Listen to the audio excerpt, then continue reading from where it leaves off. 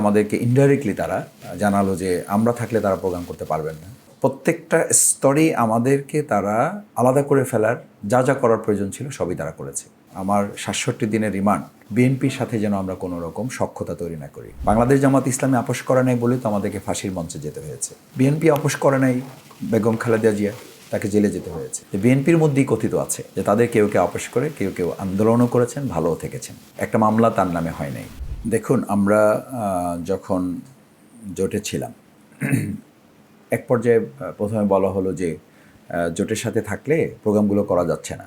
অর্থাৎ তৎকালীন সরকার বিএনপিকে কিছু ছাড় দিলেও আমাদেরকে কোনো ছাড় দেবে না তারা। আমাদেরকে আনঅফিসিয়ালি নিষিদ্ধ ঘোষণা করা আছে, এরকম একটা ভাব, অথচ আমরা নিষিদ্ধ না। তো সেই অবস্থায় আমাদেরকে ইনডাইরেক্টলি তারা জানালো যে আমরা থাকলে তারা প্রোগ্রাম করতে পারবেন না। বললাম ঠিক আছে, আপনারা আপনাদের মতো প্রোগ্রাম করেন, আমরা আমাদের মতো প্রোগ্রাম করি। এরপর যুগপৎ কর্মসূচি ঘোষণা হলো সেকেন্ড ফেজে, যে ঠিক আছে যুগপৎ কর্মসূচি। যুগপৎ কর্মসূচিতেও দিন তারিখ সময় এক থাকে না। ওনারা ওনাদের মতো করে, আমরা আমাদের মতো করি। ওনারা আমাদের সাথে মিলাতে চান না। অর্থাৎ প্রত্যেকটা স্তরেই আমাদেরকে তারা আলাদা করে ফেলার যা যা করার প্রয়োজন ছিল সবই তারা করেছে। অথচ আমরা মনে করেছিলাম দেশ এবং জাতির প্রয়োজনে তখন আওয়ামী লীগের মতো একটা ফ্যাসিস্ট দলের বিরুদ্ধে দেশকে এগিয়ে নেওয়ার জন্য ঐক্যবদ্ধভাবে ভূমিকা পালন করা। এরপরও আমাদের কোনো আপত্তি ছিল না, কিন্তু আমরা এটা বলেছিলাম যে আমরা জোট ভাঙার দায়িত্ব আমরা নিব না। সেই জায়গায় তৃতীয় ফেজে যখন আমাদের বলা হলো, তখন বলা হলো যে না, সেপারেটলি এখন প্রোগ্রামগুলো হবে।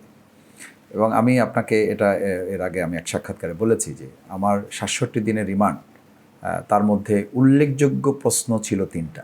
১, আওয়ামী লীগের বিরুদ্ধে যেন আমরা কথা না বলি। ২, ভারতের ব্যাপারে যেন আমরা কোনো ভূমিকা না নেই। ৩, বিএনপির সাথে যেন আমরা কোনো রকম সখ্যতা তৈরি না করি। কারণটা কি দেখেন, যে বিএনপি আজকে আমাদেরকে প্রতিপক্ষ মনে করে, সরকারের দৃষ্টিভঙ্গিটা কী ছিল এটা বিএনপি খুব ভালো করে জানে।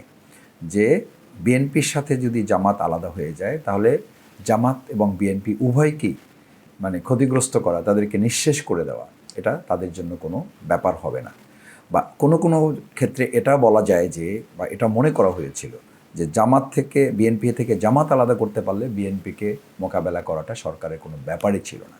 তো সেই জায়গাটা তো তাদের বোঝার প্রয়োজন ছিল। হয়তো কেউ কেউ বুঝেছেন, কিন্তু কোনো কোনো ক্ষেত্রে কেউ কেউ হয়তো আপোষ করেছেন। বাংলাদেশ জামাত ইসলামী আপোষ করে নাই বলেই তো আমাদেরকে ফাঁসির মঞ্চে যেতে হয়েছে। বিএনপি আপোষ করে নাই বেগম খালেদা জিয়া, তাকে জেলে যেতে হয়েছে, তাকে বিদেশে চিকিৎসা করতে দেওয়া হয় নাই। কিন্তু কেউ কেউ তো আরামায়েশে ছিলেন। কিন্তু বাংলাদেশ জামাত ইসলামী একজন কর্মীও ছাড় পায় নাই।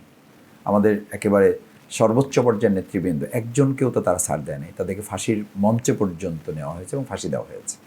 আমাদের একজন সাধারণ সমর্থক পর্যন্ত আপোষ করে নাই। বিএনপির মধ্যেই কথিত আছে, তারাই বলেন যে তাদের কেউ কেউ আপোষ করে, কেউ কেউ আন্দোলনও করেছেন, ভালোও থেকেছেন। আন্দোলনও করেছেন, জেলে যেতে হয় নাই। আন্দোলনও করেছেন, একটা মামলা তার নামে হয় নাই। এই পার্থক্যটা কেন? এই পার্থক্য তাদের মধ্যে প্রশ্ন আছে। সুতরাং আমি মনে করি টোটাল বিএনপি জামাতের সাথে এই ব্যবহার করেছে, ব্যাপারটা তাও নাও হতে পারে।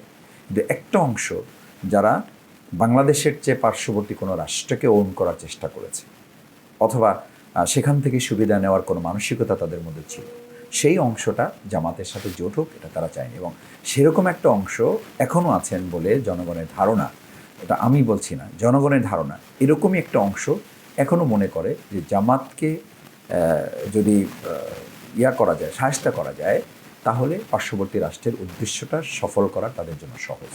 সেই জায়গা থেকে আমি মনে করি আমাদের বেরিয়ে আসা উচিত, দেশকে ভালোবাসা উচিত। দেশকে ভালোবাসলে আমাদের মেজর ইস্যুগুলোতে ঐক্যবদ্ধভাবে কাজ করার প্রয়াস আমাদের থাকতে হবে।